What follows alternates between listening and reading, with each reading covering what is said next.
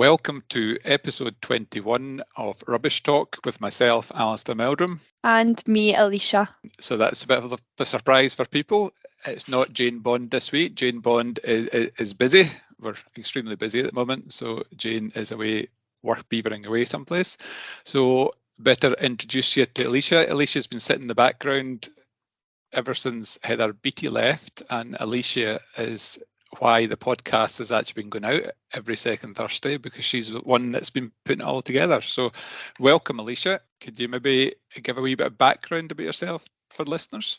Yes, of course. So I've been working with the company. I've been working with Albion for around about 4 months now. In June, I recently graduated from the University of the West of Scotland in Paisley with a business and marketing degree. And from there, I've came to work for Albion as a marketing coordinator. And yeah, I've been putting the podcast together and kind of working behind the scenes. And now I'm finally making my debut on the podcast. There you go. Well, welcome and well done for actually getting the podcast, getting our ramblings put into some sort of sensible order to go out every fortnight. So I think we're going to kick off with news about running. Yep. Firstly, what we've been looking at, these new Adidas trainers that have been in the headlines. And you're only meant to wear them for one race. They only can be worn for one race. However, a world record has recently been beaten by a woman wearing them. This athlete, Tigsit Asifa, has recently beat a women's marathon record wearing the new Adizero Adidas Pro Evo 1s. It's a bit of a long name, but the headline being that these trainers are only good for one wear, so they're quite expensive. I suppose if you're only going to be getting one use, and we've been looking at the kind of sustainability side of things and kind of having a bit of a discussion about that, whether this is appropriate to be promoting something like this in such a big race like the Berlin Marathon. So what's your thoughts on this, Alistair? Well, I think one of the things Adidas, which is a manufacturer, are very big on using ocean plastic in their shoes and so on, but then they've come out with this single-use shoe, if you like. So the idea is you're meant to break it in, and then you're meant to use it for one race. But I think, to be honest, I think it's pretty much targeted at the elite market who can afford £500 for one pair of shoes. But quite incredible time by Asifa, 2 hours 11 minutes and 53 seconds. And even more impressive, this weekend in Chicago, an athlete called Kevin Kiptum broke the world record. He beat Kipchoge's time, the previous record, which was 2 hours 1 minute and 9 seconds. Now, Kipchoge is the guy, I don't know if people remember, he's the one that ran a sort of staged marathon where he had all these pacers and they followed this car round, and he managed to break the 2 hour mark. He was 1 hour 59 and 40 seconds, but because that wasn't an official marathon. Kelvin this weekend, 2 hours and 35 seconds. So clearly the 2 hour barrier is getting closer and closer for these athletes. But before we move off the running, a big shout out to my friend Ian Morrison from AIR, who was also in Chicago, and he ran 3 hours 34 and 27 minutes, almost double the time, but no mean feat itself. And the other person that was there was Stephen Watt, and Stephen Watt is the double act of John Cassidy and Stephen Watt, who I've mentioned before from Young Hearts Run Free podcast, which was the inspiration for Rubbish Talk. So Stephen ran 3 hours 30 and 25, which was excellent time because he's been a bit injured in the run up. But what was really interesting when I was having a little nosy at Strava was he actually managed to run 27.56 miles. And as we all know, a marathon is actually 26.2 miles. So whether he actually genuinely ran that extra distance, which can sometimes happen in big marathons when it's crowded, or because of all the high buildings in Chicago, sometimes it knocks the GPS that everybody uses in the watches a bit for six, and sometimes the distance can be a bit off. So there you go. There's plenty of running chat, but I suppose the underlying question, if you like, is it right that we've got single-use trainers for an event like that? And I think really the answer is no. But if it's going to get athletes below the mystical 2-hour mark, then I suppose they're going to use trainers like that. So anyway, what's next, Alicia? So next, we're going to be talking about the Environmental Standards Scotland. So they are an independent body, and they've been set up to ensure the effectiveness of environmental law, and they aim to prevent enforcement gaps arising from the UK leaving the European Union. Yeah, this is to do with this Environmental Standards Scotland is a new body that's been set up, and this is because we no longer have to, if you like, report to Europe. But the thing that caught my eye here was they're currently considering an investigation against SEPA, so the Scottish Environment Protection Agency. So SEPA have got a legal duty to maintain a public register of all sites that are permitted, to have sort of PPC permitted sites. And because SEPA had their cyber attack a few years back, they don't actually hold that. So there's currently an ongoing, it's not an investigation, they're doing a review and then they'll decide whether they need to actually investigate it or not. But it's quite interesting. I was aware of Environment Standards Scotland, but I hadn't really had a wee little look around their website. But we'll put the link in the show notes if anybody is interested. They've got there's quite a few things they've been looking into in terms of the environment. It ranges from sort of biodiversity things to, like I've said, the thing about SEPA there. Now looking at the Office for National Statistics, so they have came to a decision that Zero Waste Scotland is now classified as a central government subsector. So Zero Waste Scotland, the background to Zero Waste Scotland, it was formed out of RAP. It was effectively the Scottish version of RAP, which is the Waste Resources Action Plan, which still exists south of the border. And then gradually over time, it became more and more funded by Scottish Government, but it sat in a strange place. It wasn't quite a government body, but it was doing work for the government. And I think the ONS have decided that it should be classified as a central government body. I don't think it actually affects the work that Zero Waste Scotland do. I think it's just a classification that means that the amount of funding they get needs to be reported and so on. But one of the interesting things from it was actually a freedom of information request I saw that brought it to my attention, and this is maybe old news, so there's people sitting in Zero Waste, they're maybe thinking this happened ages ago, but it only came to my attention recently. But one of the interesting things was it was saying that Zero Waste Scotland needs to look at how they actually generate revenue. So can they actually do fee earning work, if you like, which will be an interesting change for Zero Waste Scotland. But again, we'll put the link to that up on the show notes if anybody's interested. A recent policy that Rishi Sunak believes that he has scrapped.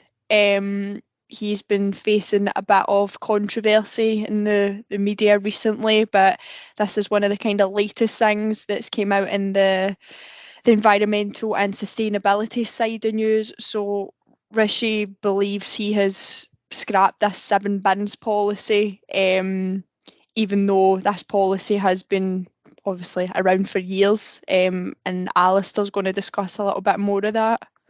Well, I think what I understand is the 7 bin policy was never actually a policy in England. Well, in England, because Wales has devolved waste management and so Scotland, but I don't think it was ever an actual policy. So it was scrapping thing that didn't actually exist.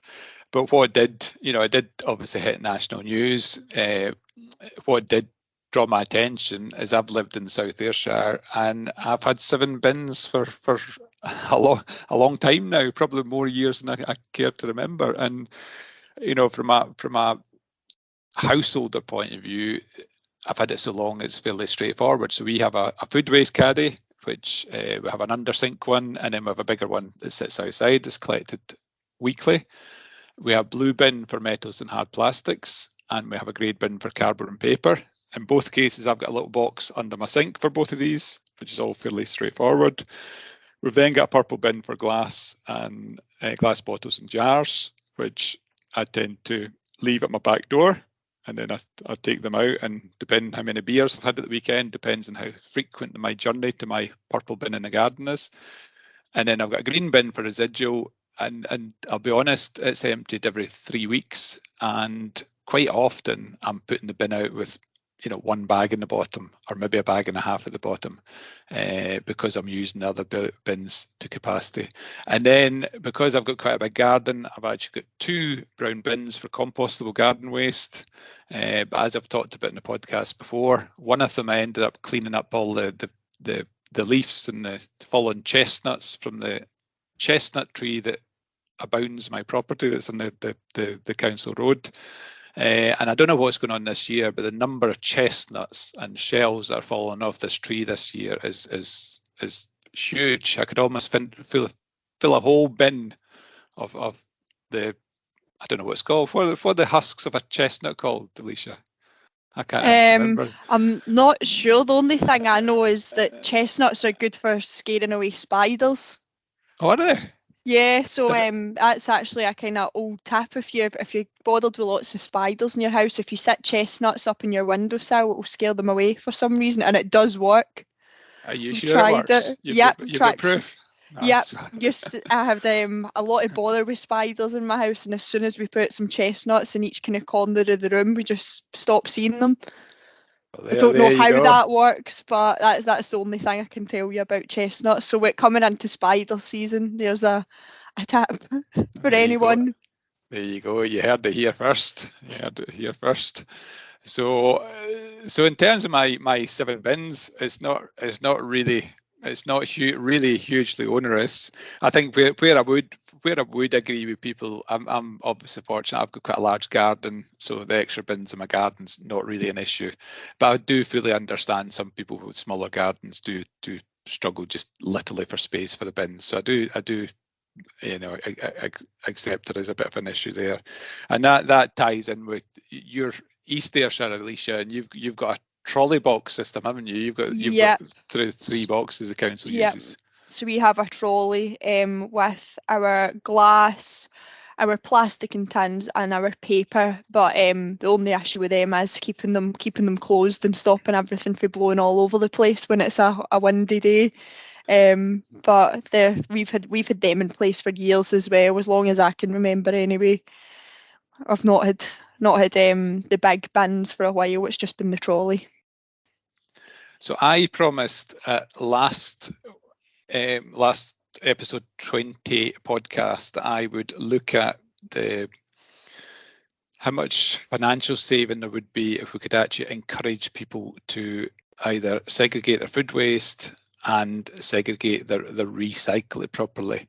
So what I've done a little bit of a blog, is very rough and ready. I've used the 21 data from the SEPA website in terms of how much waste is produced by councils. I've made certain assumptions, which can go either way, but the assumptions.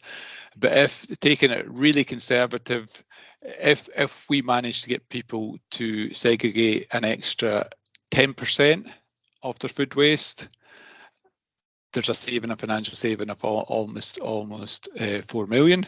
If we actually manage to get the public segregate 100% of it, there's a saving of 16 million, and it's pretty linear between that. So 50%, it's about £9 million that could be saved. And then in terms of recycle it, similar but not quite as big a saving.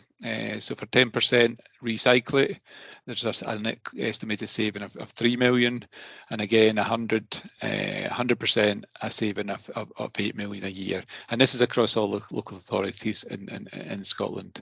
So if you put both together, the food and the recycle it together, a 10% improvement would be just over 6 million, and then 100% reduction, which in reality is never going to happen, would be close to 25 million. The reason, or part of the reason I keep highlighting these figures, is that in my view, there's low-hanging fruit here in terms of trying to encourage the public to use the system provided properly. And a bit of investment, whether it's in additional staff or additional advertising, would go a long way if we could actually improve these recovery rates and get people using the system properly. So what we'll do is we'll put that information up in the blog. Quite happy if anybody wants to discuss, debate, argue. It is all very rough and ready. Interestingly, I was at the Scottish Resources conference last week and talking to Jenny Grant, who we've had done the rubbish talk before, and she was talking about, as well as doing the financial aspect here, actually showing that the carbon benefit and the increase in electricity production and so on from additional food waste recycling. So I am going to send her these sheets and she can add her extra bits on, see what she comes up with. So there you go. I've done my homework as promised. Moving on to the next thing we're going to be looking at is Lego. So recently Lego came out with these plans that they had an oil-free plastic alternative. As we know, the materials that Lego are made from are very harmful, and they're these small pieces. They're not recyclable, and if something like this is released out into the environment in large amounts, it could be quite harmful and dangerous. So it's quite interesting. They seem to have, they're sort of admitting that they failed to use what they were trying to do, I think, was try to find a non-fossil based solution for the Lego or use 100% recycled Lego. And effectively what they're saying is that they can't do that because the properties of Lego aren't maintained by using either an alternative or one with recycled content. So it's actually quite an interesting article, and again we can share that. But I think you've got other news, Alicia, about Lego. You've found some washed up on a beach. So this was actually a story from a long time ago, and it demonstrates the kind of how robust Lego is, and how long it lasts, and how long these microplastics can last when they're released basically out into the environment, and how they don't degrade and kind of turn into nothing. So in 1997, people might already be aware of this story. A container with millions of Lego pieces washed up and fell into the sea, and it was near Cornwall in England, and the container sunk to the bottom of the ocean. But to this day, there are still pieces of Lego washing up on this Cornish beach, and it's actually became a kind of trend for people when they visit this beach to go hunting around for the pieces of Lego. And the theme of the Lego container that sunk into the ocean, I think it was a scuba theme. So people are often finding little diver Lego men, and little plants and stuff that belong at the bottom of the ocean, and all these little kind of sea life themed Lego characters are still washing up in this beach, and you get people that go hunting for them. And there's Facebook groups and pages where people post what Lego pieces they've found at this beach. So it's kind of something that's been going on since 1997. So it's been going on a long time, and there's still pieces washing up everywhere. There was even someone who found a piece washed up on a beach in Australia, and they believe that's from this original shipment that was lost around the perimeters of Cornwall. That's incredible. It's gone that far, isn't it? Yeah, that's incredible. I know there is a big thing. If you ever follow shipping news and stuff, there is a big thing. These container ships, in bad weather, the containers have been known to fall off the ships, and there is a big issue that all these containers are sort of floating around the oceans, half submerged sort of thing, and they are actually a danger to probably particularly smaller yachts and smaller boats and so on. They probably don't affect the big ships, but it's interesting how far it can travel. Yeah, so there you go. 1.4 million pieces of Lego was believed to have sunk into the ocean. So no wonder they're still washing up today. Finding them. Still find them. There we go. Anyway, that's probably more than enough news from myself and Alicia today. Albion news. I think we've got an event coming up, Alicia. Yep, so this week in the Albion office, we are having our e-waste week. It's International E-Waste Day on the 14th of October, but we are hosting an event for the full week. It started off today with CCL North coming to drop off some large containers for us to use, and we're encouraging all our staff to bring in their old electronics. So anything from old plugs, wires, chargers, it could be a kettle, an old toaster, anything at all, batteries. We're collecting it all, and CCL North is going to come and uplift it again next week. So we're just trying to get our staff recycling their old electricals. And yeah, that's a little campaign that we're focusing on this week in the office. So keep an eye out on our socials and on our TikTok to see what our staff bring in and recycle. Oh, it's going on TikTok, is it? I never knew that bit. Never knew that bit. There we go. And while I'm on the subject, I was meaning, I've not had a rant for ages. I was meaning to have a rant, and my rant was about litter again. So myself and the wife were over in Spain, in Alicante, for a week's holiday. And you know what? There was hardly a speck of litter any place. And I remember vividly, we walked for over 4 miles down this beach on, I think it was a Saturday, it was either Saturday or Sunday, absolutely rammed with people, thousands of people in this beach. And we walked down the shoreline, and I don't think I spotted a single bit of litter in all that 4 miles. And if you compare that to going down Ayr Beach at the weekend, and I don't know what it is. You know, Spain's not got DRS. I think people maybe just have a bit more respect for the environment and don't drop the litter. So that's maybe a bit of a negative one to finish on, but it's a good. I like a good litter rant. So before we finish up, we never actually introduced who our guest is going to be at the start of this podcast. We were too busy introducing Alicia. So our guest this week is what I would call a well-kent face in the waste management sector. And interestingly, myself and David have a bit of a shared background, which we will discuss with him. And I can't quite remember the details, so we might end up going down a bit of a rabbit hole. So we've got David Balmer, who works for ERS, and David has had a long career in the waste sector, and I'm sure he'll have lots of stories about waste management. So over to David. So today we have David Balmer with us. Hello David, how are you today? I'm grand. I'm grand. Thanks for having me. I think you're a first for us, David. You're actually the first guest that has appeared in the office for this recording, and we've stuck you in a separate room. You should know by now I like to do things differently, Alistair. You know.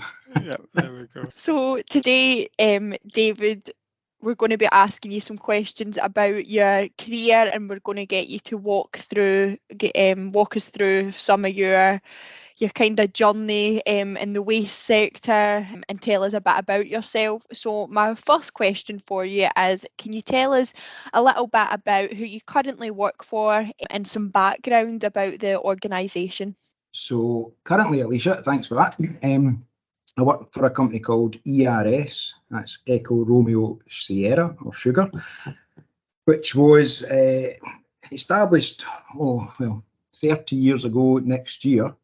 As a specialist contractor looking to remediate soil and groundwater contamination.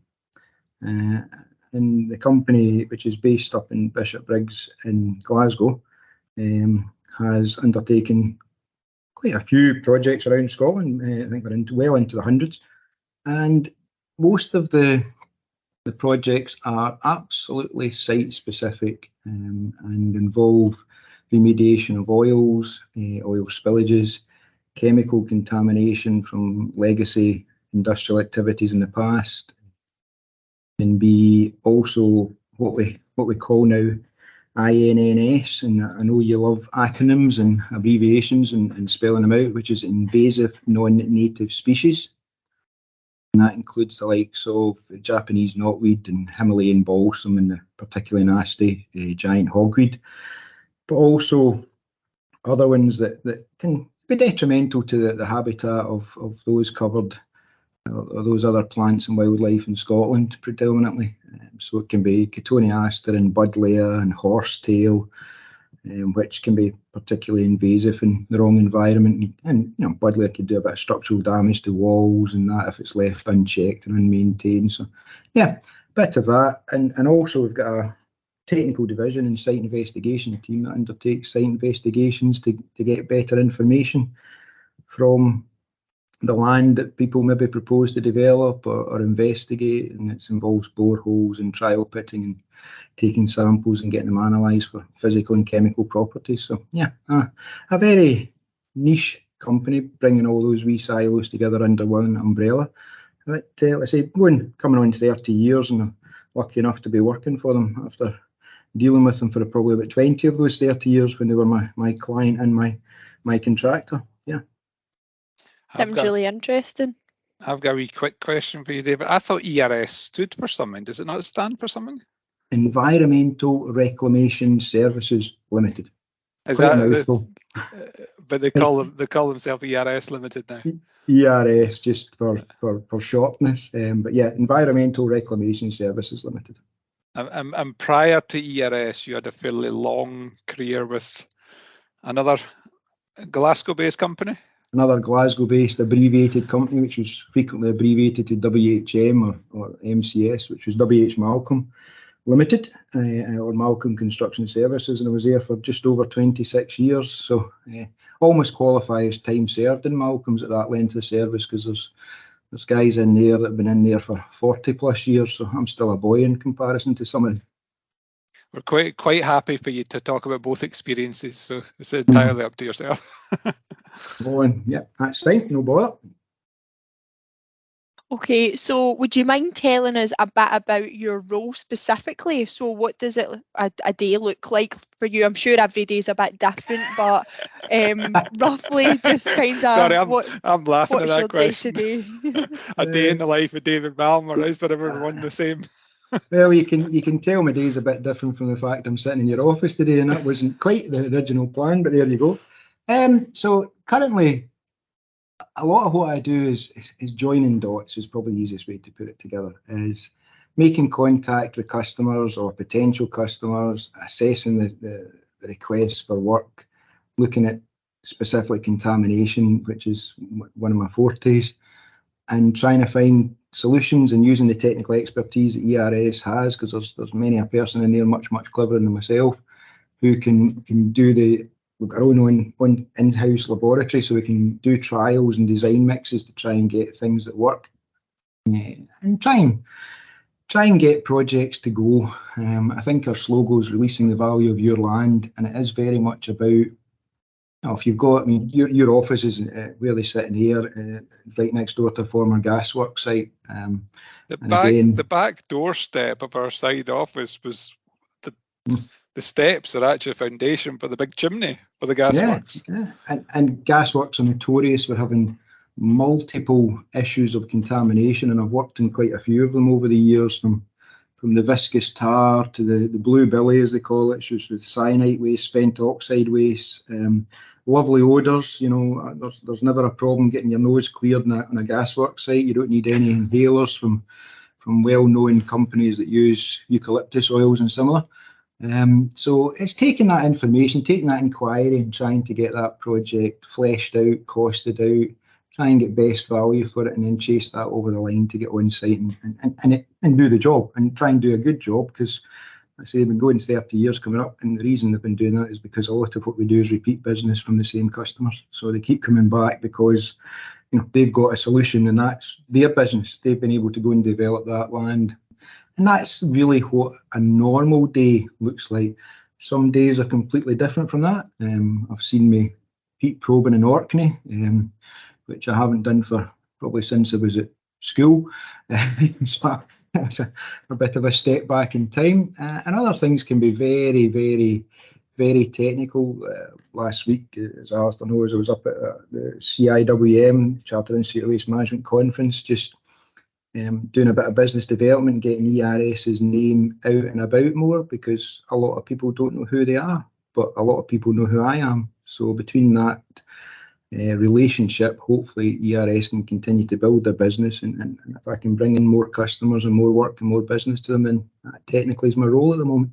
It's such an important area, David, isn't it? Because land contamination, or brownfield sites as we call them, are often seen as a bit of a barrier to the development. Until the land's cleaned up, the development can't happen, or if it does happen, it's often viewed as being too expensive and so on. Yeah, everything's probably driven by money, as most things are in the world, and a lot of the hurdles that are in place are to manage risk. And if you're looking at a parcel of ground and you're looking to develop it, and you go out and buy it, then caveat emptor applies. You bought something without knowing what's on the ground, and if you then go and scratch the surface and find out that there is a former tar tank in there from an old historical operation, then that can be particularly noxious to deal with. And if you're the landowner, then the liability is on you as the landowner. So that's where site investigation and consultants and planners and cost developers and that all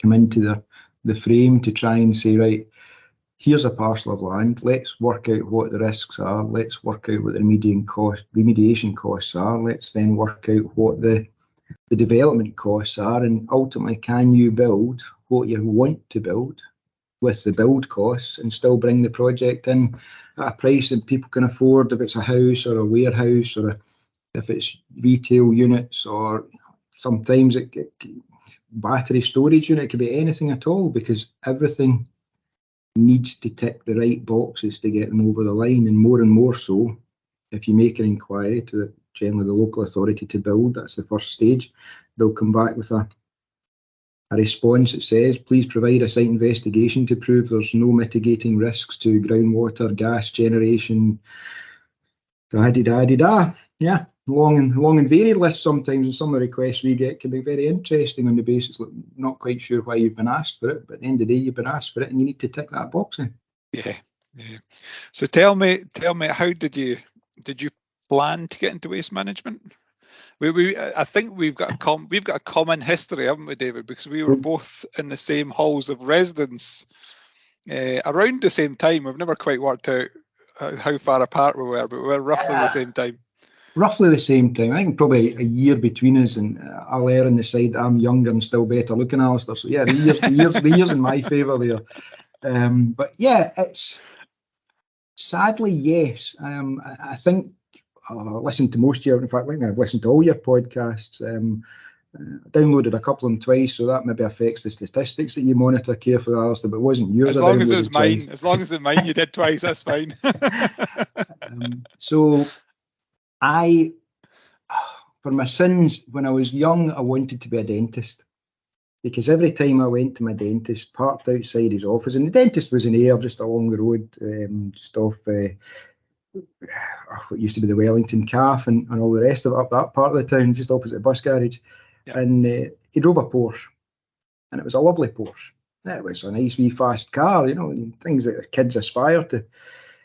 But the prospect of staring into people's mouths, for 8 hours a day didn't really appeal to me, because used to see some of the other people in the waiting room and think, no, Jings, that's going to be an interesting conversation with the dentist, because you've not been brushing your teeth, So I kind of reevaluated this, and I'm talking single figures, early teens even, probably before that.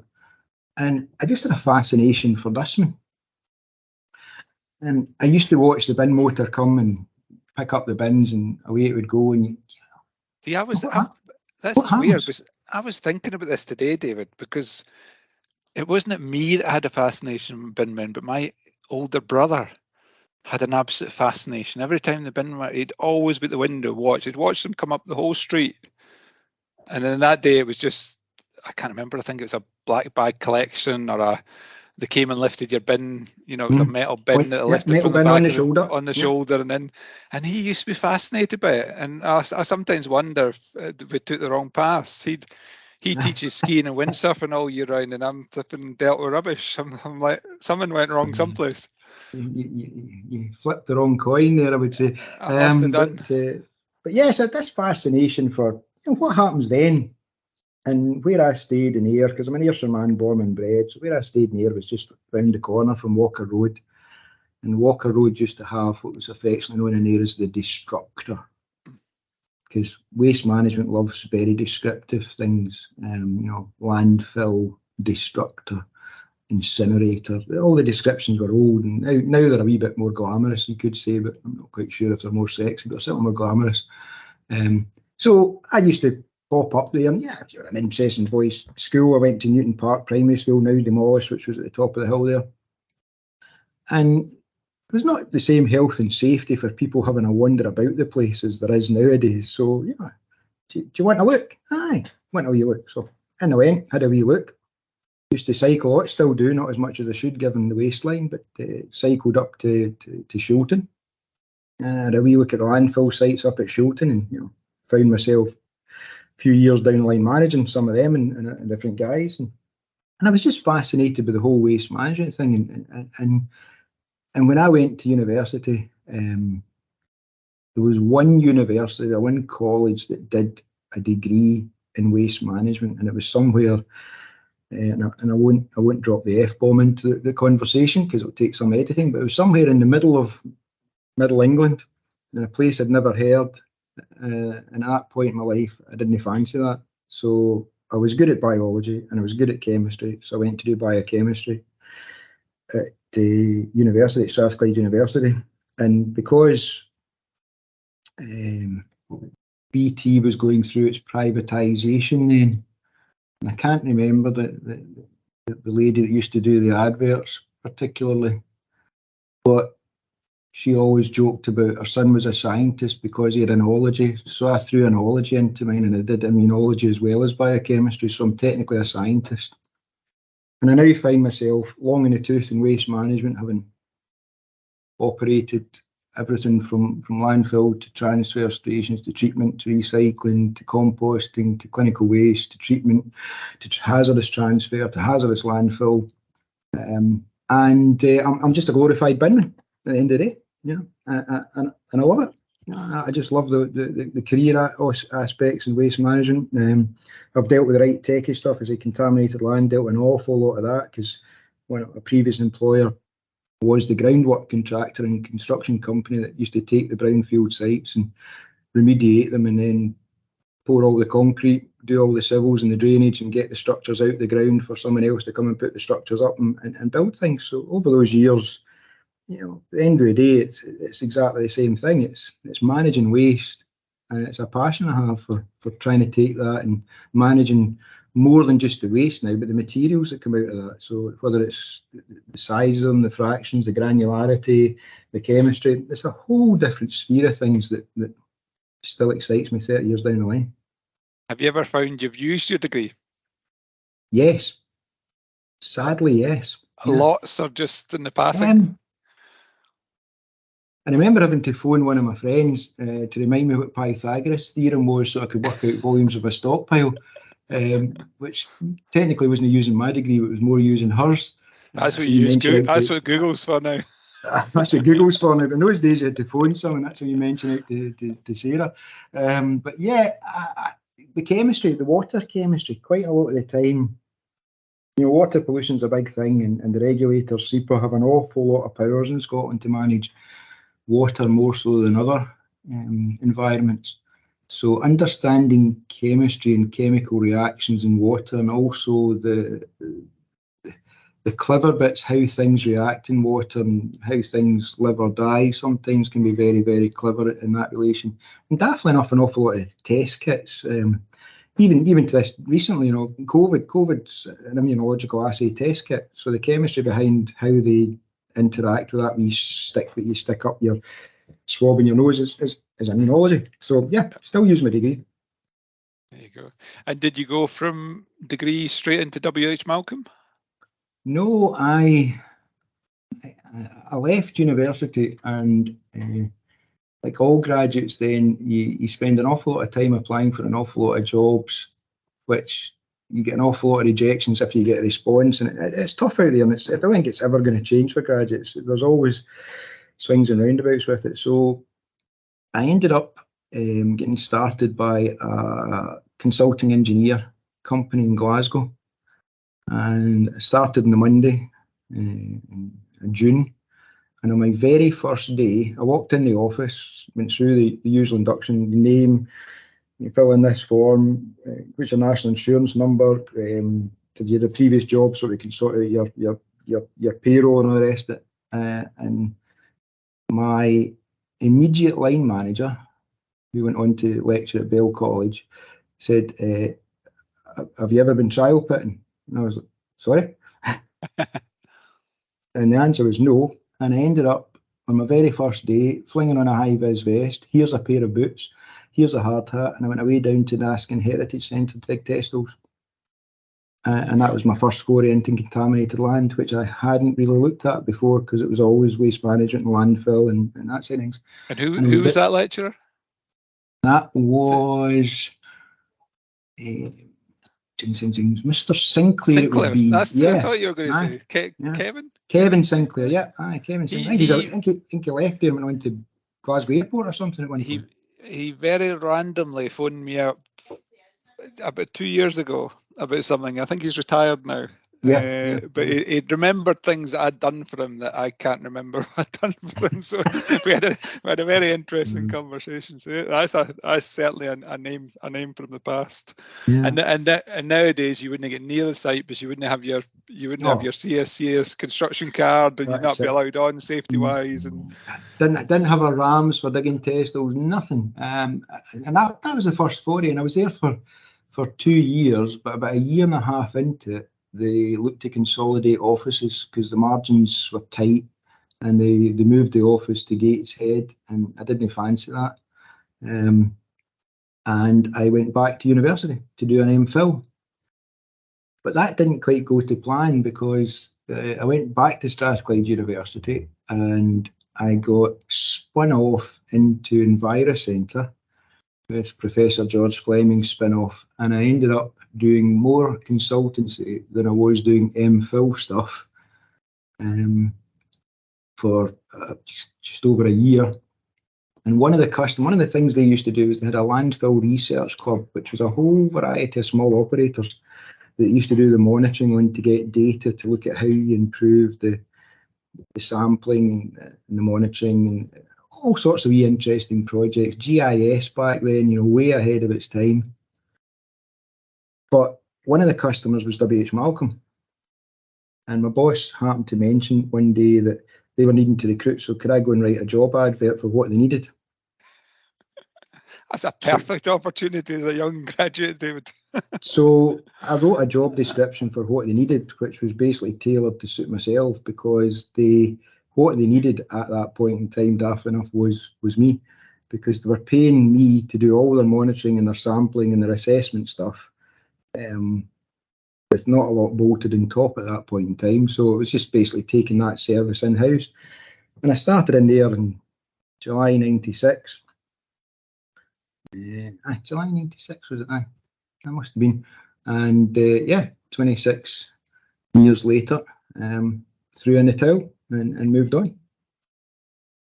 96 was when I started at Bar. It was also when SEPA was formed out of the river purification boards. And landfill tax got started. Well, that's what I was going to say. Landfill tax started at, what was it, £5 a tonne to start with? £7 a tonne active. Is it not £5? It's not £5 at the very first one. Might have been £5 at the first, and then went up to £7, and then £2 a tonne inactive, and that was horrific for Malcolm's, because back then shifting a load of muck cost 40 quid. Yeah. And all of a sudden you had 40 quid tax on it. As well as and I can remember I used to do the waste data returns, and in 1996 WH Malcolm shifted 4 million tonnes of soils and construction demolition waste in the greater Glasgow areas, which was half of Scotland's entire waste data, according to SEPA. That's incredible, isn't it? Incredible quantities. Yeah. I put you in a Scottish spot now, David. Landfill tax rate at the moment. I can never remember it. I'm going to have to resort to Google here. Let's quickly Google it on the side. £102.10 or £106.20. Maybe £106.20. I think it is. Well, it just shows the increase, doesn't it? Aye. and it's driven a whole recycling infrastructure in Scotland and the whole of the UK to some extent, because there is still parity there. And it's driven, even the inert rate has driven an awful lot of it. And there's still issues in there in relation to the tax rates and contaminated land and the misclassification of waste that was elaborated to at last week's Perth seminar. And there's there are a lot of issues still out there. And what drives that serious organised crime element, as we were talking about, is that tax. It's revenue. There you go. £102.10 per tonne from the 1st of April, and £3.25 for the inactive stuff. So that's, as you say, last week the conference was very much a SEPA about their organised crime and how they were trying to tackle it. But the big driver, the thing that's driving it, is that differential. If you can avoid material going for proper disposal, you can avoid £100 a tonne, which makes a lorry of waste really valuable. So, in terms of roles, any favourite roles, projects you've had through your career, or any you've hated with a passion? I'm thinking there might be one that you hated, but no, it's at the end of the day, you take the challenge that's presented to you and you do the best job you can, and that's what I've always set out to do. And I like to go home at night and think, I did a shift here, I did a day's job, and I achieved something. There's nothing worse than a day when you go home and go, I did nothing today. Absolutely nothing. I may say it quite a few times, I still achieved something, but maybe not in the scale that I'd like to. Done some smashing projects from really, really small scale things. One that sticks out in mind because I drive past it quite regular was a wee community benefit one where they came to me and looking to infill a former demolition site basement so that they could build a wee community allotment and play area, and it was done under a paragraph 19 SEPA exemption at the time, but a very technical one because you're infilling against the solum of an existing tenement block, so quite a techie one. But I drive past that and it's all well maintained and it's painted and the community's bought into it, and that's the kind of converse to where waste is generally considered to be a bad thing in an industry and a really bad neighbour development. And there's something that's turned that into a very good neighbour development. And some of the jobs I've done, seeing the restoration in Glasgow City Council's former site at Cathkin, way at the top of the hill, and quite a few other sites that were more problematic in some respects than that, it did have its own issues, and bringing them through to conclusion and restoration and seeing them now as cycle tracks and pathways and walkways and the biodiversity, the life that comes back into these sites so quickly. I'm an outdoor person. I've always been an outdoor person, and that's what fascinates me, is how quickly nature can take over. And even some sites that I never got to complete for whatever reason, planning issues or licensing issues, and nature's still taking them back. Maybe not been built or designed or finished to the design standards, but nature's still taking over them. You got up there and there's, all sorts of wildlife, deer and badgers and everything. It's amazing what they can do in waste. It keeps them warm. You'll be like me. You'll drive by these sites, and that's a former landfill site. I see that field there. That's a landfill site. You'll be doing that all over the place. I do that so regularly and frequently get a clip in the ear for it, because you tend to remember the same ones. So you recount that same story multiple times to the point that the eyes get rolled and the head gets buried back in the technological device that they happen to be frequenting at that time. I mean, those kind of things. I mean, there have been some absolutely howler jobs over the years that you're glad to see the back of, but most of them have had a positive outcome. And that at the end of the day, one that I can allude to was quite a serious rail crash in Stewarton, and there was an awful lot of diesel spilt into the surrounding water courses and get brought in to do a lot of the work in there. And I was halfway through the drainage channels and the embankments when the engineer clocked that I was spelling out initials on it. And for about the first 6 months until nature take over, you could see those initials from when you were flying. At the end of the day, a line's a line. It takes a clever man to spot that the line's maybe not running the right way, and it actually spelled out WHM in the embankment and gravel. Sometimes you've got to have a bit of fun in the job, you know. There you go. I like it. Okay, David. So the next thing I'd like to ask you is, would you say that through working in the waste sector and the role that you're in, has it changed your habits at all out of the workplace? So do you try and kind of reinforce your practice when you're at home? Do you try and encourage your friends to be sustainable and kind of focus on how they manage their waste at home? Anything like that you can think of? Oh, sadly, I am the bin police. You know, I'm a world of pain when it comes to that, because if that's in the wrong bin, then do you know the consequences of that? And you know, I'm not lecturing you because it's my generation that matters, it's your generation that matters, and I just get another roll of the eyes. But yeah, I do, and you learn. You know, you still learn.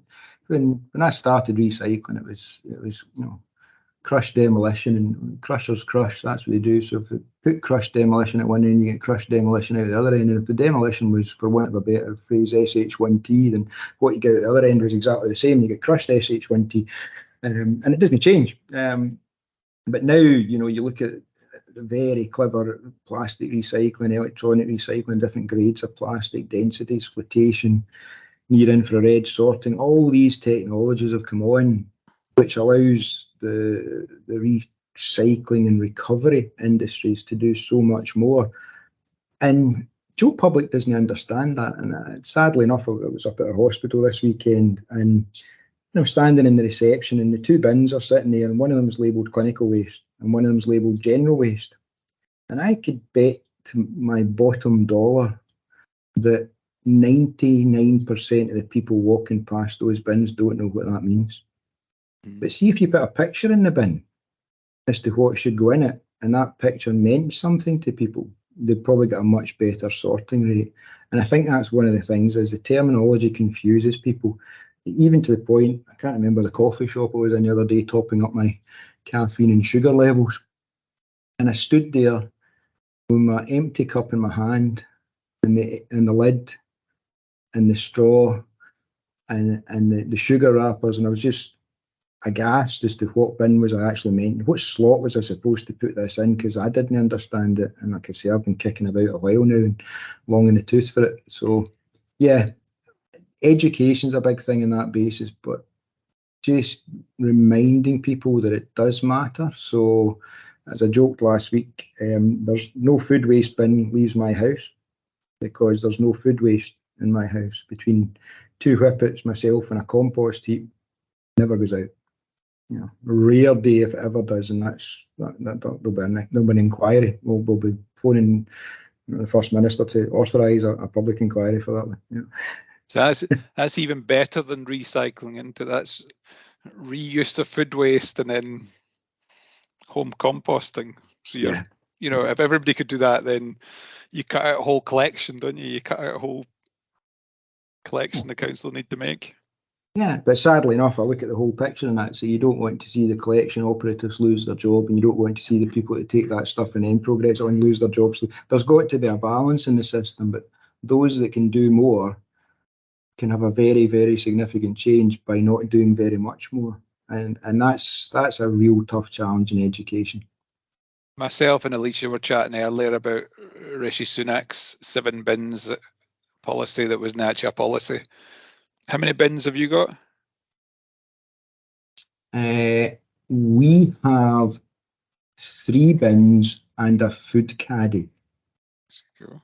And we've just requested a second recycling bin, such as the level of recycling in the household. But sadly, I have to say that's probably more to do with consumerism than recycling. That's the Amazon purchases, it's the cardboard boxes. It's the cardboard boxes and the packaging, and just unfortunately consumerism that drives probably most households these days. Yeah. So, but you know, it's going the right way. It's going down that road. I'll come on to bins later because that's one of your later questions. I think, is to do with magic wand, and I'm going to have a rant at that. we'll let you leave it to that. So busy life. How do you get away from work? How do you relax? Spend a lot of time outside with the job, which is good because you get to kind of chill out a wee bit in between phone calls and that. But like to do a bit of cycling, not as much as Jane used to, but not as much at the moment. That's probably why she can't make it. She's probably cycling someplace today. Probably is. She's probably just going to send a wee selfie or something later on saying that she's done 50 miles today just to make me feel even more guilty. Like to go fishing, just fly fishing, because again, you've just got to focus on what you're trying to do and just let your mind clear itself out. Do a bit of hill walking. Since my knee injury, as you know all about arthritis, I don't do as much hill walking as I used to because the downhill is a wee bit more tricky than previous. And I've got 2 whippets, and myself and my partner frequently take them for a walk and a run on the beach and that, and just chill out. And even at the weekend there, I was minded to go and complete a walk that I've been meaning to complete until I get reminded that there's a fair chance I wouldn't get there, such was the weather forecast. But as my mother says, you're no made of sugar, son, you'll no melt. So I tend to just put the right jacket on, the right waterproofs, and go and get on with it, and you can only get wet through, and that's you, So yeah, bit of gardening as well. Hence the reason the home composter. My dad's a gardener. I get the gardening gene. I love to potter about in the garden, and we're currently eating our own potatoes, our own green beans, our own courgettes, and all that kind of stuff. So yeah. There you go, growing in your own compost. Oh, to the torment of the kids, giving them homegrown green beans. Oh, Jesus, man. I might as well have horns coming out of my head and a big pointy tail. I am the devil incarnate. I can remember years I used to grow carrots. The garden had a good sandy soil for carrots. Mm-hmm. And I can remember cleaning them up and giving them raw to kids. And they were like, neighbours' kids. And they were like, I can't eat that. It tastes like a carrot. Doesn't taste. And it was so because it was so carroty. It was too carroty for them. It was like, but the young boy was pretty young at the time, but it was quite funny. So what's next for you in your career? You've only fairly recently moved to ERS. Big plans ahead? I'd quite like to set my stall out in there. We've got some very interesting projects on the go and a few that we're tendering for. So, I say genuinely excited about them. I'm a closet geologist from my sins. I have a collection of rocks that adorn my windowsill in the office and the gardens. And I'd actually quite like to maybe come back to do an open university, something like that, and understand more of that, because that fascinates me. You're walking about Scotland. Scotland's gifted with such a variety of geology, and I just like to understand a wee bit more about that. So I'll probably steer my way down that as opposed to trying to challenge myself more with work. I think work's challenging enough, and as long as you keep hitting targets and you keep moving in the right direction there. But I've got a few irons in the fire, so we'll see what comes out. I can always remember we were developing a landfill site base, and the machine operator was digging some stone, and they found this amazing fossil that it must have been 10 centimeters in diameter. So he showed it to me, and then the next day I said to him, I said, "What have you done with that fossil?" "Oh, I just threw it back." And I'm like, "What?" I was like, "If I'd known you were just going to throw it away, I would have asked for it off you." But I'm even sadder than just sheer geology, because I said it's more about materials now than just pure waste, because it's the value in the materials. So one of your previous guests, Bruce, in Restructa, Restructa used to be one of my customers, and I worked with them quite a lot in developing and helping them tick all the boxes in their glass from the TV screens. And they did a trial. It didn't work. Didn't go to plan, and it was porcelain. So they have a tumbling machine, as they call it, and it tumbles the glass to take the rough edges, the sharp edges off it, and that gives it the effect that then sends put into the product that's in the garden centres, and it's a smashing product. And I used to take their oversize and put it back into aggregate through variety of washing and grading processes. But the pottery that tumbled, so the waste toilets, effectively broken sinks, they tumbled, didn't work. And they're currently my driveway because they're unique. So they're probably the only ones in the whole of Scotland, if not the whole of the UK, is the driveway is made from tumbled toilets and cisterns and sinks. And can you tell it's tumbled toilets and cisterns? Yep. Every now and again you can pick up a wee bit, almost like your fossils, and just go, and it's a well-known toilet manufacturer. And Shanks. you go, no, it's not. It's actually not. But there you go. And you look at it and go, yeah, there you go.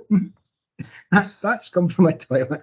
So yeah, and that's a material. It's all about material management. You know, that stuff would have just gone to a low use, low grade drain fill or infill material at some point in its life. And I thought, you know, I like that. That can do something different. And it changes colour when it rains. It's quite strange. Right.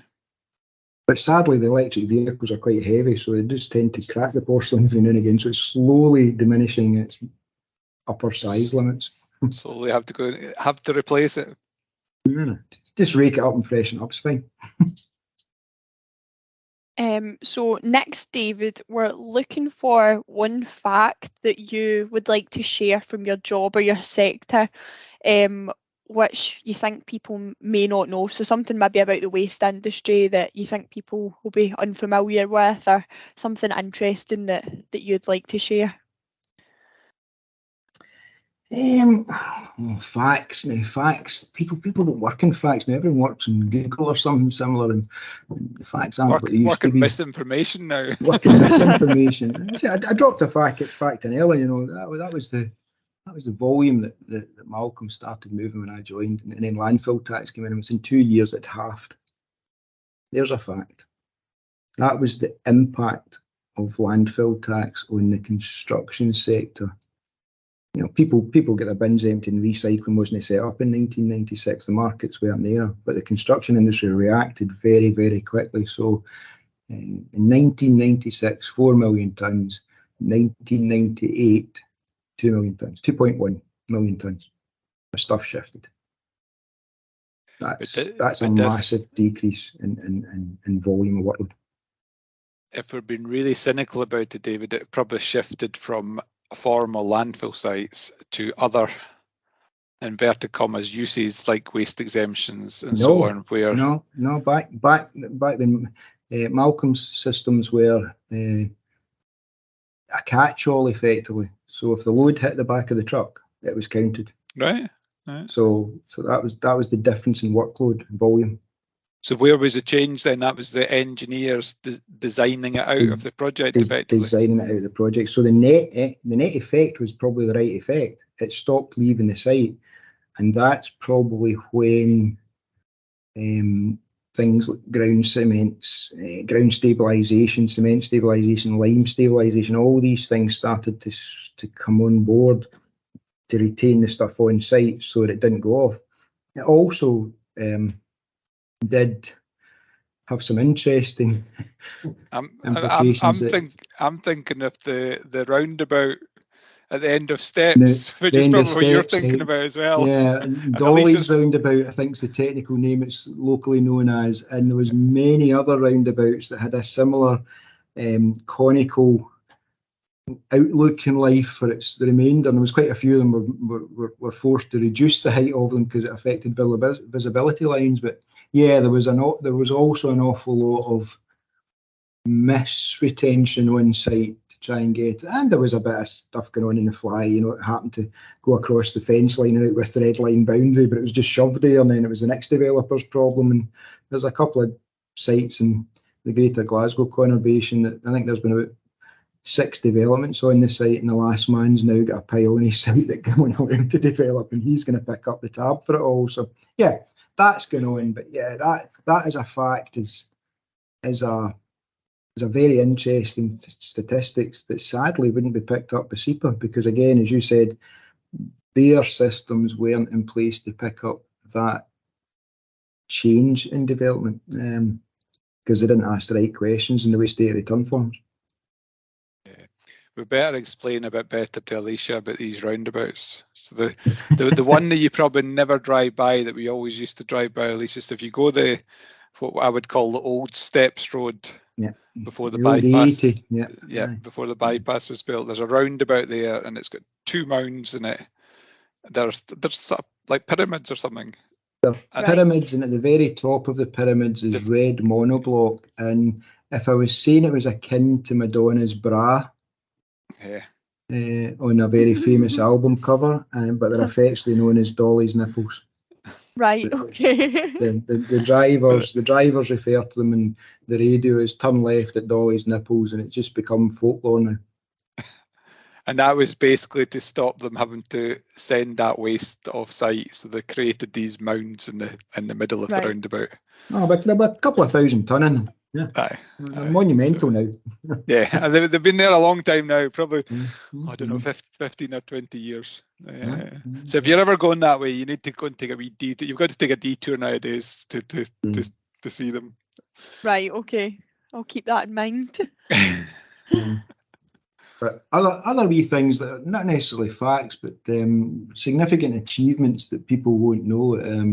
I've got a bit of a legacy that I did shut the Clydeside Expressway one day because I found a bomb in the former granaries, which had to be escorted out of Glasgow to be defused from World War II. It was not very popular that day because I think some people said that they left their offices at 4 o'clock and didn't get home till 10 because it was just absolute gridlock in Glasgow. But that was the protocol, and you had to tick that box when you said, "Oh, what's that big shiny brass thing in the middle of that bucket?" And that was that. Stop, evacuate, game over.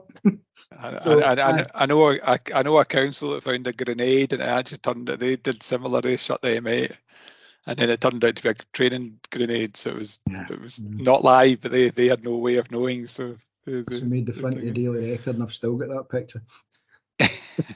Your claim to fame. Claim to fame, right? Brilliant.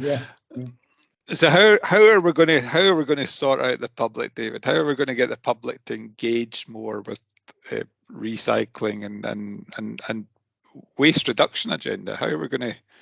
What do we need to do to drive that change? We've got less than 20% of the public use their food waste bin. I think listening to your podcast and some of the guests have been very, very eloquent about what the issues are and what the impacts are of it. And it's a really real simple thing. Most people with a garden in Scotland can compost. It doesn't take much. It really doesn't take much. Yeah, you might need to walk outside on a rainy day or something to do it.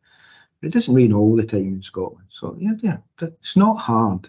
And whether the councils need to incentivise that, but they've got no budgets, and I get that. But it's just you've just got to effect change. And I worry about things like pay as you throw schemes coming in, because there's all sorts of issues that drives and how that impacts other people, for people lifting the next door neighbour's bin lid to put their heavier stuff in. Just all sorts of things go on. But I think it's very, very difficult for people. For a large part of my life, I've lived in Ayrshire. I lived in South Ayrshire. I lived in East Ayrshire. I worked in North Ayrshire for a good number of years. 3 Ayrshire councils, 3 different bin systems. Absolutely. People get confused. If visiting family come down and they put the wrong thing in the wrong bin because that's what they normally do in their house. Scotland's got 32 local authorities. Why have we not got one bin system for everybody? And I know it's one size doesn't fit all, but if you pool the resource and you pool the materials, you get a higher value for the materials, and make it easier for people to understand what it is they're trying to do, and they'll maybe do it better. But constantly chopping and changing, 2 bins to 3 bins, changing the colour, the lid of a bin, and I get confused. And I say, I'm long in the tooth in the working industry, and I go down to throw stuff in my dad's bin, and I have to stop and look at what it says on the side of it or the lid of it, and go, whoa, what? What's allowed in that bin, or what's not allowed in that bin? What's allowed, what's not allowed? Because you don't want to make the guy's job harder by throwing stuff in and just go, it'll not really matter. Because if everyone took that attitude, then it will matter. So I don't know how you do it. I just look at the population, and it's really easy to take a wee step back and people watch sometimes. And it becomes a challenge for a lot of people to actually understand what bin, and myself included, as I said at the cafe, what bin do I actually put stuff in? What receptacle takes this waste? And the labelling's poor, the bins are poor, the manufacturers are not manufacturing solely for Scotland, they're manufacturing to sell to the UK. So there's real issues there, and it all needs to be pulled together at some point in some shape or fashion. I totally agree about the simplicity about, one system, or at least, a lot less systems than we've got at the moment. And I feel a bit of sympathy for, you heard last week, Perth Council's introducing, they're introducing another bin, a new bin, so they can segregate their, I think it's their paper and card and their metal and their plastics. And they're having a whole sort of rollout to market that and communicate that, and huge amount of work and effort, to actually do that. I'm going to skip a question and come back to it. So I'm going to jump on to, we're going to give you a magic wand. What do you need it for? What do I need a magic wand for? That's the one hangs in the wall of my hall at the moment. That's a whole different story. It was another podcast. But I'll stay on the track with Scotland. Scotland's my home. Born and bred here. Scotland used to have a whole raft of industries that help build everything over the piece, between ships and locomotives and steelworks and all the rest of it. And a lot of that's legacy contamination that currently interests me in my new role. But if I had one thing to do, it would be to pull Scotland's resources together, because an awful lot of what we do leaves Scotland through the export route. And it's not the whisky that feeds the economy, the oil or the gas and all these things, but actual Scotland Industry Limited, or Inc., whatever way you want to put it, is very small compared to what it should be. And if they pull the resources together between all the recycling that they capture and all the materials that they capture, then they could do an awful lot more to generate wealth and investment and infrastructure in Scotland and keep it in Scotland. Because miles matter, and the further it travels, the less valuable it is. And unfortunately with Scotland, it's a massive geographical footprint. A wise man once told me, and many of my colleagues have reminded me, that the Highland Council's geographical footprint is the same as Belgium. Just 150 pence for getting that statement in there. But you look at the size of Scotland, and even today, I was working in Galashiels this morning. Galashiels over to your offices is quite a trek. Oh, it's about 2.5 or 3 hours. It is. It absolutely is. And take flood damage out of the equation, it's a route. So if you're collecting waste from in and around Scottish Borders councils, and then you're bulking them and you're shipping them elsewhere, and I think we need to be smarter with it. The materials are the materials. Households are going to generate what they generate, and yes, it will change with the dynamics of the Amazon culture and similar delivery services, but regulation's got to keep a pace with that. And I just think someone needs to take a wee step back and take it out of politics. It's not a political football. It's an environmental necessity to get the recycling and the infrastructure and the carbon metrics right for Scotland. Because at the end of the day, the more fuel we burn, the worse the air quality gets. We all live here. I think that is something a lot of people forget about. We talk about recycling, but in reality, we're actually recycling very little in Scotland. Yeah. A lot of what we're doing is packaging material up and sending it elsewhere, whether it's to the rest of the UK or whether it's worldwide, to be recycled elsewhere. And that's an absolutely smashing job of getting the quality right and getting the value right and getting money back to invest further in their recycling equipment. But that value of that material is leaving Scotland. Yeah. And then we're going and buying in more raw material to bring into manufacturing what products that Scotland does still manufacturing in the plastic industry, even the steel industry and that, and it's just looking at that whole life cycle, taking that wee step back sometimes and saying, hold on a minute here, and we have the sites for doing it. You know, the legacy sites and the infrastructure sites are prevalent in Scotland because, you know, they used to be there, and then all of a sudden, you know, they've gone, and you can only build so many retail parks, and you can only build so many houses to some extent, because you need to stop building houses when nobody can afford to live in them because there's no employment. You know, we can't all work from teams all the time, or any other Outlook platforms that are available. But they've got to be in 15-minute towns nowadays, which, yes, you know, to a certain extent makes a hell of a lot of sense that you should be able to get to things within 15 minutes. You know, that all these new housing estates, I was thinking about the one in Ayr, you know, and yes, they've got a co-op and they've got a chip shop and all the rest, but I don't think there's a doctor's surgery, the one in the South Ayr, and it's just like they're actually having to, you know, 15-20 minutes into town to get their, you know, the doctor or the dentist or whatever. And the demographics of Ayr is it's an ageing population. It's still a retirement home for many. So the stresses and strains on those systems and the NHS and that are prevalent, and I see that all too well, sadly enough, in both my current role and a previous role. Yeah, absolutely. So the question I skipped, David, was your favourite acronym or piece of jargon. And yeah, I never said you're not allowed to swear, so I'm sure you've got a few badly worded ones. Oh, quite a few. Well, I had one. You know, I was listening to your podcast. I was driving down south one day, and I was listening to a podcast, and you did that, and I thought, I always remember one that I learned early on in my career, and then a fortnight ago, till a month ago, Bruce threw it into the conversation, which was catnap. And he stole it. He stole me.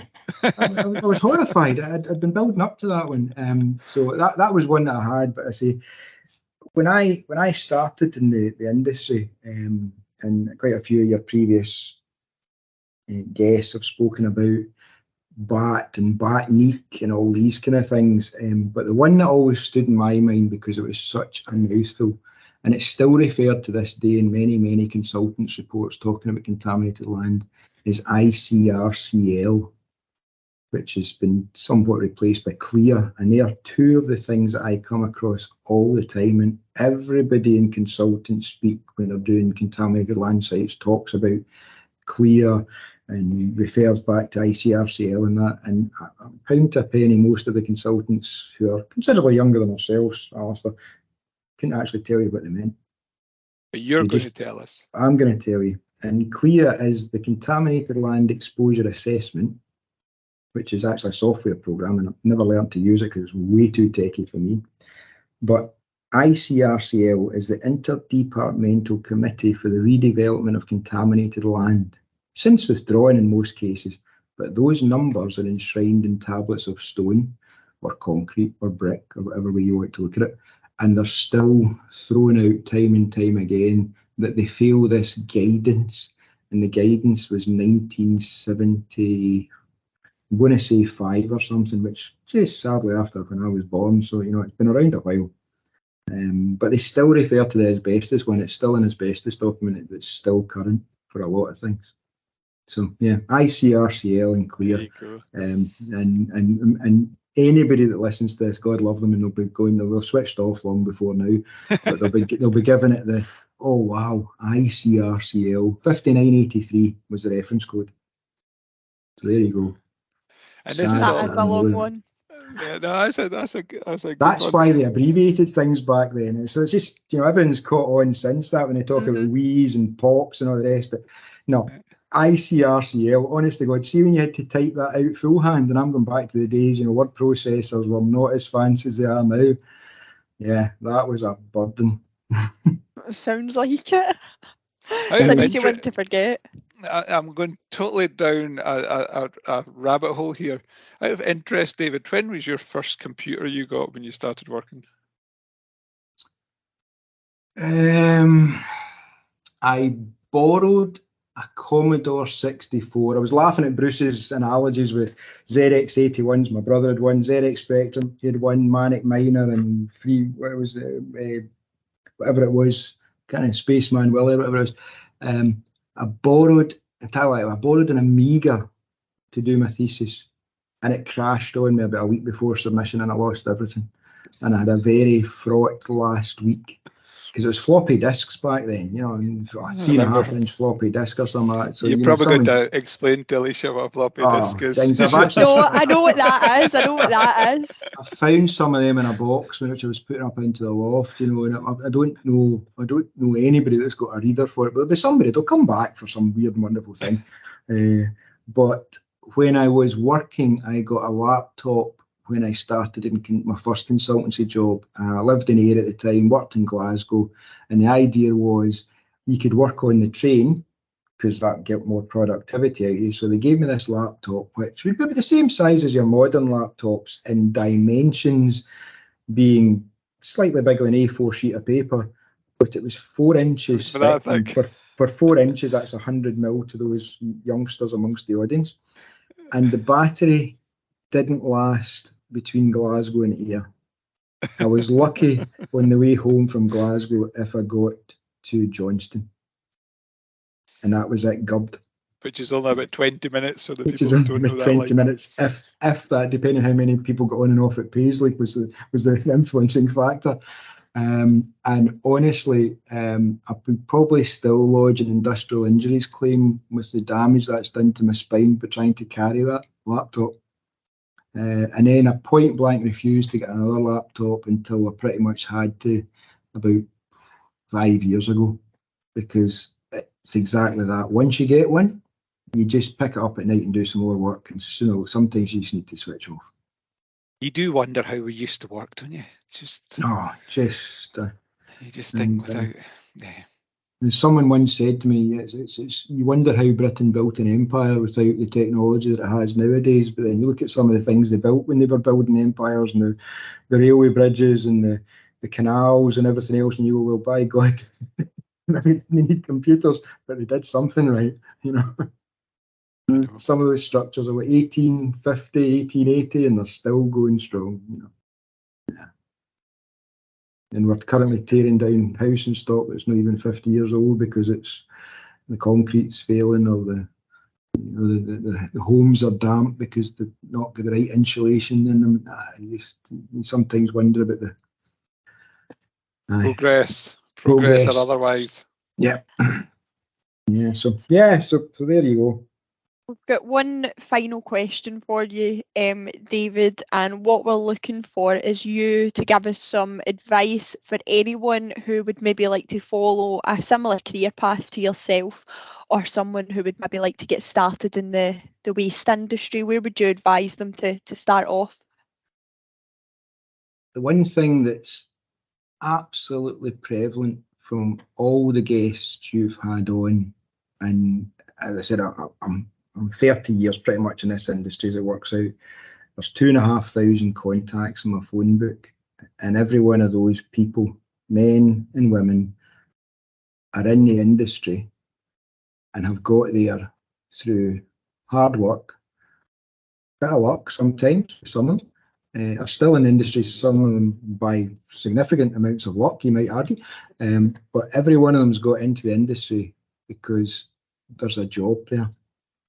And you just need to keep chapping the doors to try and get a result. Because I know when I started, I must have written hundreds of letters. I wrote to Shanks and McHugh in Northern.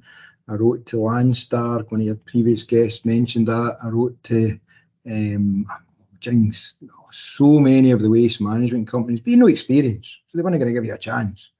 And I was a graduate at that point in time, so I was overqualified. You know, so you that vicious circle that, you know, South Ayrshire Council, I want to be a binman. You're overqualified to be a binman, but you got to start somewhere. At the end of the day, if you turn up and you do a day's job and away you go, and my son's probably a classic example of that. He's a student, third year, again, Strathclyde University, obviously in the blood, doing chemistry and a whole load of other words after his title there, because they can't shorten a course to just one word these days. They've always got to have something bolted on. Analytical chemistry and forensic science or something like that. And the last 3 summers as a student, so when I left school, I got my job working with waste. He was a porter in the Queen Elizabeth Hospital. helping out in NHS contingency contract. He then got a job daftly enough with ERS before I was there on a picking station, sorting through contaminated soil from a former waste management site that maybe been a wee bit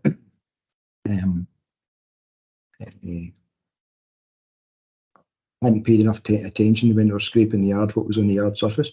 And this summer, he's done a stint for a well-known Glasgow skip management company, amongst other assets, on the picking line, picking through the C&D waste and the MRF, to use lots of acronyms and abbreviations thrown in there, and thoroughly enjoyed it. Filthy. Filthy job. You know, used to pop round after work, filthy. And it was like, you want a shower before we have something to eat? And he's not planning on getting into the waste industry, but he's got a bloody good grounding in it. And he can see very, very quickly the different levels of expertise and age and talents that are in there, from the machinemen to on the loading shovels, the machinemen on the excavators with the grabs, and the skill that goes with that. But nobody's born in a seat. Everybody's got to learn that skill. And the earlier you start learning it, the more you learn, because apparently your brain's a sponge and it learns more quicker.